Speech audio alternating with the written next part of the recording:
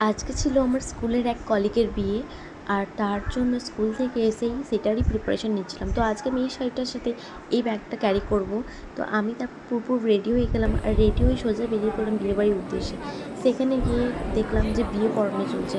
আমাদের মুসলিমদের প্রথমে মেয়ের কাছে পারমিশন নেওয়া হয়, তারপর ছেলের কাছে বিয়ের জন্য বলা হয়। তো এইভাবে বিয়ে পড়ানোর কাজ সম্পন্ন হলো। তারপর দেখলাম দাদারা বসে গল্প করছে। তো এইভাবে বিয়ের কাজ সম্পন্ন করার পর আমরা সোজা চলে গেলাম ফুচকা খেতে, কারণ বিয়েবাড়িতে ফুচকা একদমই শেষ হয়ে গেছিলো। তো সেখানে কয়েকটা ফুচকা খাওয়ার পর এত গরম পড়েছিল, সোজা চলে গেলাম বরফ খেতে। বাজেই ছিল, তো ভাবলাম ঠান্ডা হয়নি। তো বরফটা খাওয়ার পর চলে গেলাম দুপুরের খাবার খেতে। আর দুপুরের খাবারের এটা ছিল মেনু কার্ড। প্রথমে স্যালাড চলে এলো, সাথে দিয়ে দিয়েছিলো সস, ভেজিটেবল চপ ছিল, বাসন্তী পোলাও ছিল, বাসন্তী পোলাওর সাথে দিয়ে দিয়েছিলো চিলি চিকেন। আমার তো এটা ভীষণই ভালো লাগে, কিন্তু যেহেতু ভীষণই গরম তাই আমি এটা অল্প খেয়েছিলাম।